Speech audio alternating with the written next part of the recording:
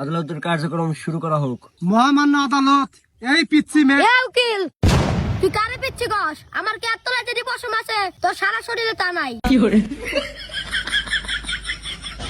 মহামান্য আদালত, আমাকে কিন্তু অপমান করা হইতেছে। Order order. এ মেয়ে তুমি চুপ থাও, আপনারা বলেন। মহামান্য আদালত, আমার প্রতিপক্ষ বন্ধু হয়তো জানে না, আমার মক্কেলের আগেও 13 জায়গায় বিয়ে হয়েছিল।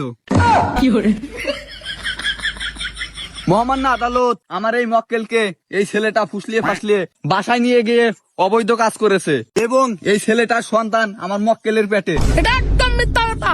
ওই মেয়ের বগলে আজ পর্যন্ত আমি একদিনও যাই নাই, শুধু একদিন ফোনে কথা বলছিলাম। মহামান্য আদালত, আমার মক্কেল শুধু এই মেয়ের সাথে একদিন ফোনে কথা বলছে, তাহলে কিভাবে এই মেয়ে গর্ভবতী হলো? অবজেকশন ইওর অনার, আমার মক্কেল কখনো মিথ্যা কথা বলতে পারে না। আচ্ছা ঠিক আছে ইওর অনার, এই মেয়েকে আমি কিছু জিজ্ঞেস করার অনুমতি চাচ্ছি। অনুমতি দেওয়া হলো। আচ্ছা মিস নীলা খাতুন, আমার মক্কেল আপনার সাথে শুধু একদিন ফোনে কথা বলছে, তাহলে আমার মক্কেলের বাচ্চা আপনার পেটে কেমনে আসলো? আমার বাড়ির পাশের রাস্তা দিয়ে অতি বাজার করতে গেছিল, ঠিক ওই সময় ওর শরীরে একটা বাতাস এসে আমার পেটে বাচ্চা হয়ে যায়।